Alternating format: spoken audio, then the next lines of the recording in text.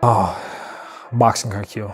He's a very good fighter. He's strong guy. He is very compact. He is like a bull, you know. He's a smart guy. But Gennady Golovkin responds, and this is what he had to say, quote, he says, Terence Crawford won't have a problem with Canelo's power because he doesn't have any power.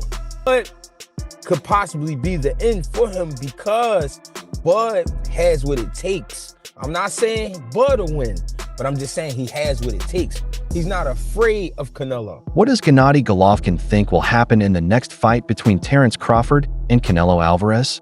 Golovkin says that Crawford won't be able to handle Canelo's strength because he doesn't have enough knockout power. It's been 3 fights between Golovkin and Canelo, and the boxer doesn't seem to have changed much. He says that even though Crawford is strong and can do many things, each opponent is different and needs special planning. This is boxing. This is more interesting. Gennady, let me ask you this. You were there ringside. You saw Canelo. Did he look better than what he did in the second fight with you? Does he look like he's improving and getting better? Marcus, I told you just, every opponent gives you different. Every fight is different. Two fights I had, 2 fights with him. First fight and second fight is different. So you think I don't feel like more power, more speed. No, he stayed the same. Gennady Golovkin doesn't quite agree with his old manager, but he thinks Terence Crawford doesn't have a good chance of beating Canelo Alvarez. He agrees that Crawford is smart and skilled, which could make the fight more competitive than many experts first think and make it very hard for Canelo. Golovkin weighs in as everybody's trying to gauge how this fight is going to play out. They anticipate this fight. They want to know how this fight is going to play out. And Gennady Golovkin gives his 2 cents. As his trainer, Abel has been on social media doing multiple interviews and stating that Terence Crawford is simply too small and he's going to lose, right? And Gennady Golovkin, as Abel Sanchez is saying, that he's going to get knocked out, right? Because it's too much power. Well, but Gennady Golovkin responds, and this is what he had to say, quote, he says, Terence Crawford won't have a problem with Canelo's power because he doesn't have any power. He said, I fought Canelo at 160 and at 68, and I could say he has fast punches, he has fast combinations, but I wouldn't say there were a lot of power there, or power punches, or knockout punches. You saw that. You saw this clean shots that I took and he brought, and there were no results. End quote. So Gennady Golovkin is saying he hit me with clean shots.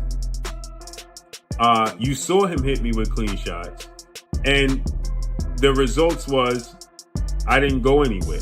Now, I know people will say, well, Gennady Golovkin is naturally bigger than Canelo. As of now, the 3 fights between Golovkin and Canelo are still one of the most talked about in modern boxing. Even after all those rounds, he still doesn't believe Canelo can hit. He is telling the truth because he has dodged many of Canelo's most dangerous hits as a boxer. In the boxing world, everyone knows that he said Crawford has the tools to defend herself from Canelo's charge. People who like and dislike Canelo are both angry about what he said because it goes against the common opinion that he is a heartless finisher. From Golovkin's point of view, I wonder how much of Canelo's image comes from his honest efforts and how much comes from how he markets himself. Many still see this as a one-sided beatdown in favor of Canelo Alvarez. Former Golovkin trainer Abel Sanchez, who's been very critical as of lately, and said that Canelo will just play with Terence Crawford, and by the second half, it'll just be like a sparring session. Sanchez said that Canelo will not only dictate the pace throughout the evening. If Triple G himself couldn't even hurt Canelo, then Crawford's chances are definitely not that great. Sanchez said, quote, Crawford is a great fighter, but that's why weight divisions exist. Neither Bivol could hurt him, nor could my fighter in 2 fights. Triple G's former trainer has also repeatedly emphasized that Crawford should have moved up in weight class a long time ago, and that his jump should have been more gradual and steady, and suggested that skipping divisions will definitely play a role in him potentially losing badly to Canelo Alvarez. Reports from training camps make people even more excited for this much-anticipated game.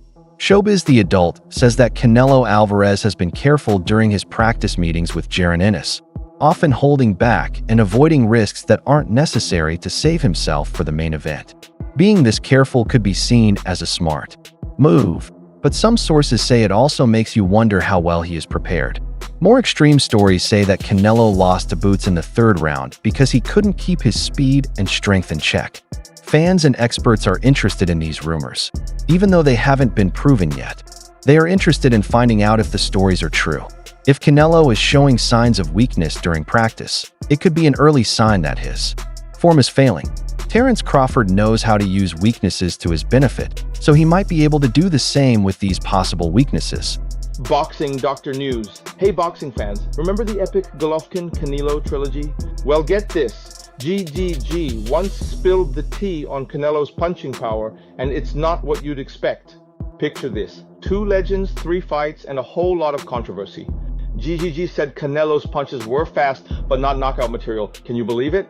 He claimed those clean shots brought no results. Now, fast forward to today. GGG's been out of the ring since their last bout, but rumors are swirling about a comeback. Meanwhile, Canelo's gearing up for a massive showdown with Terence Crawford. The big question is, will Canelo prove GGG wrong and land that knockout punch? It's been a while since his last stoppage. The boxing world is buzzing, and we can't wait to see what happens next. Greg Hackett, who looks at the fight in a bigger picture way, says it could mean a change in leadership. He agrees that Canelo was once thought to be the best fighter, but he stresses that the idea of getting older is relative. At some point, every great winner will face an opponent who says they are no longer the best. Hackett says Crawford could be that person. Because of his technical skill, self-control, and hunger, he says Crawford is a good candidate to start a new era in boxing history. Hackett isn't just interested in titles and ranks. It has to do with time and memory. And let's talk about what we do know about Canelo Alvarez bringing Boots to training camp and what we can concur. First, you must understand that Saul Canelo Alvarez versus Terence Bud Crawford is September 13th, okay? That's just a few weeks away. What, almost 3 weeks away, something like that. It's just a few weeks away. So to expect them to have hardcore sparring, like real sparring, where they're fighting each other and they're really just going hard and sparring, pause, I don't really see that happening because you don't want a cut or anything, and you don't want anything to threaten the fight September 13th. Also, not only is Canelo Alvarez fighting soon, September 13th, but Boots Ennis, he has to fight against Lima come October. So you don't want Canelo Alvarez beating up on Boots either and cutting him or anything like that, blackening his eye or detached retina or anything like that. You don't want any incidents like that. So understand that they're probably sparring light to mid. They're definitely not going hard in there, okay, pause. So we have to really put it aside that either one, I don't think Canelo will be beating the hell out of Boots or Boots beating the hell out of Canelo. But what I can see is if Boots is moving around and Canelo can't catch him, like let's say Boots is like pop, pop, piecing him up with some light work and Canelo can't get to him, which, you know, that's kind of different than a real fight. In a real fight, you know, Canelo will be breaking you down and then you kind of get tired over time. But still, if they're working on cutting off the ring, if Canelo can't, and Boots is hitting him with, you know, piecing him up and moving and slipping and sliding, and he just can't get to him, that'll be some value added and something to be concerned about, which is why I said it's over. John Ryder gives first-hand information by talking about the times he practiced with Canelo. The fact that the Mexican winner can remember finishing 12 rounds during a tough training session shows how strong and dedicated he is. Ryder's comments that Canelo is steady and hard to beat over long periods of time add to the evidence of his long reign at the top. This response shows that the idea that Canelo is more famous than he really is not true. Because of all of his skills, preparation, and knowledge, he is still a tough opponent for anyone who steps into the ring. Canelo is the guy, right? But everybody know that shit gotta come to an end one day. Nothing is forever. and I'm not saying this is now, I'm not saying that, but Bud could possibly be the end for him because Bud has what it takes. I'm not saying Bud will win, but I'm just saying he has what it takes. He's not afraid of Canelo. You know what I'm saying? 2, he has the skills to be able to deal with Canelo. Does he have the power? I don't know, but he is a puncher. He's a puncher because his record says so. You know what I'm saying? Canelo is a puncher as well. So what I see is a great respect for each other, but after 4 rounds, I see a war breaking out. And whoever can stand it, meaning whoever can take that shit that's coming their way, that's who wins the fight. You know Man, I don't know if Bud wants that. I don't know if Bud wants a war with that dude. Yeah, that I mean, but granted, he got a granite ass chin. But you saying he's a puncher because his record says so. So you gotta assume that you making the assumption that he can crack. Because Arrow said he can crack. That's what Arrow came out. Arrow, I think, said he thought, was getting Canelo. I don't know whether that's, him trying to pay him back for saying that, for what Terrence said about him. This other fight, man, I got it in the title, man. And I appreciate you letting me pick your brain, man. Because I'm going to steal your predictions. And then I'm going to give you credit for it at the same time, dog. I ain't going to be like everybody else. I'm going to steal your shit and give you credit for it at the same time, dog. Devin, I'm starting to think, man, maybe Devin Haney's a little underrated, man.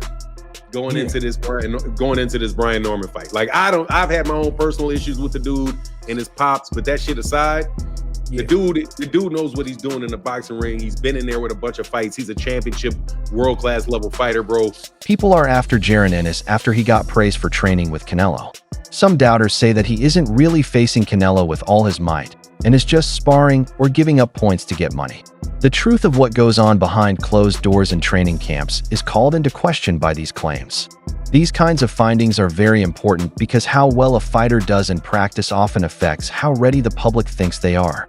If Boots didn't really push Canelo, then maybe both fans and critics are wrong. But if Crawford did show his weaknesses, his side would learn important things. Fight for him, wait for a big fight, and giving him, like, he had his hands full with you, and obviously there was triumph for you there, not just going the distance, but going the distance with severe injury as well, right? Of course, yeah, and I think that just, I want to be a trainer where I can go to people, look, I don't want to tell them things and they go, right, well, listen to him because he's been there, he's done it himself. Do you know what I mean? I don't want to be telling them to run through walls and not having done it myself. Like, if you need to bite down and push through because you still got a shot in this game, then do it. And listen, I've stood there toe to toe with one of the greatest pound for pound fighters out there, nose broken in the second and pushed him to the 12th final round. But I know I can call on that in the future with fighters I train and just say, look, now you got to dig deep, now you got to pull through, and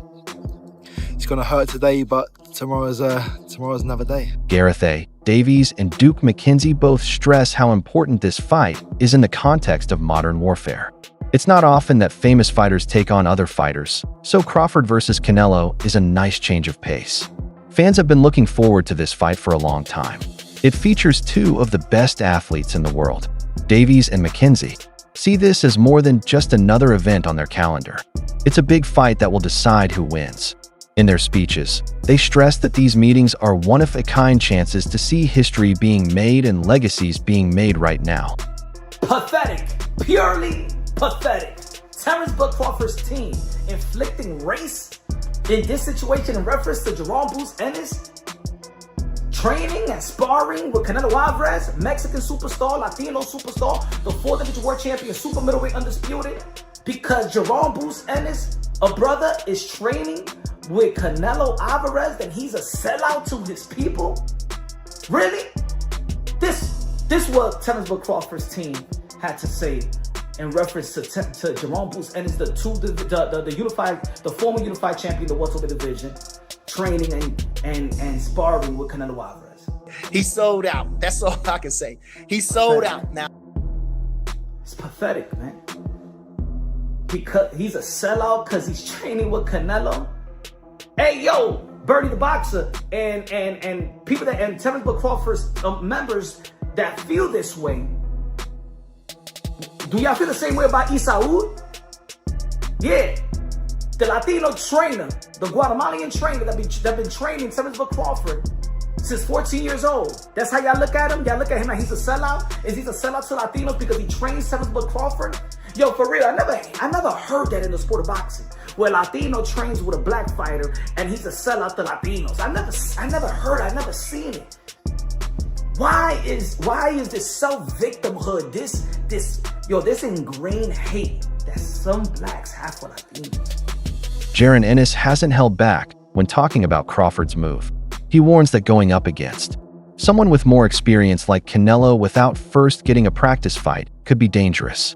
Ennis agrees that everyone is different in terms of size and strength, and that it's usually best to ease into a new weight class.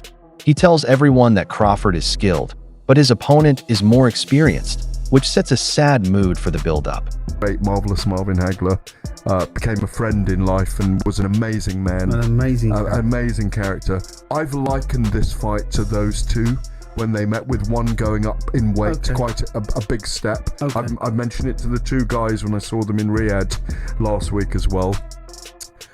First of all, I was backing Terence Crawford to win this on points, with his skills to pay the bills and his speed and his timing and his spitefulness and the fact that he's raising his game. When we see here as well, by the way, the pushing and shoving in New York in the earlier press conference, I think he's poked the bear a little bit. Yeah. And I think Canelo's very dangerous. And I think Canelo might win this. My money's on Crawford.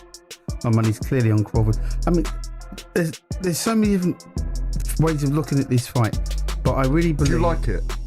It's the best fight in world boxing, bar none. At any weight division, because of the stylistic matchup, because of the raise in levels, and because of the weight differential. Yeah, and because we're looking at two of the best undisputed modern day boxers that have ever lived, in my opinion, modern day boxers that have lived. In this current generation that we're in now, you're not going to get two better fighters fighting at this time in their careers. Gerald Miller gives advice from the point of view of a boxer. He thinks that Crawford's drive and hunger could be very important, even when facing a stronger enemy. Miller says that people shouldn't worry too much about physical differences because mental toughness and willpower often decide the result of big fights. He says that Crawford might have a better desire to succeed, even though he has health problems. From his point of view, the debate takes on new life because it shows that many boxing fans still think Crawford can win a big fight that would start his career. But I think you gotta lean more towards Canelo because, like I said before, he been pitting big guys out and down. And Canelo not even really a 68 pounder. He probably really should be at 60 maybe. And he been hurting these guys. I think he be dropping these guys and things like that. So, and them guys be way bigger than him come fight night. I know that for sure. They be probably close to 200 pounds, and he dropping those guys like that. So, I don't know. It's gonna be a great fight. The fans want to see it. So, so be it. I think Crawford should take a warm-up fight. At like 60, or like at least at 60, just to get his body, to fill into somebody a little bit bigger, and things like that. I know when you go up in weight, you gotta, develop that power and not develop the power, but like put that muscle on and be heavier and things like that. So he might not want to take a fight because he's trying to build up right now. But I think he should, just to stay sharp and that way he don't have like a long layoff or anything like that. Experts say that Crawford's approach will determine the result in the end. The goal of this fight is not just to trade hits, but to use a well-thought-out plan that can counter Canelo's skills. If Crawford beat a famous boxer like Canelo, everyone who wasn't already sure about how great he is would be. He needs to count on time, information, and freedom more than force to get this done. He is good at what he does because he waits, follows orders, and does things right. Crawford, huge fight September 13th. Who do you think's going to win that? I'm pulling for Crawford in this one. I think people was underestimating his strength right now and his size. And I think he's a little more hungry than Canelo. So let's see though. But I like both guys, but I'm a little closer to Crawford, so I want to see Crawford can take it. And lastly, quick mention on IBA Pro. Interesting concept that people. Records on the line. So I know in boxing, people don't like risking their own and things. Do you feel like this is a step forward? So this could become a major player in boxing? I think it definitely can. I mean, any opportunity to make some money and build your repertoire and your arsenal. This is the end of today's movie. Do you think the fight between Canelo and Crawford will be good?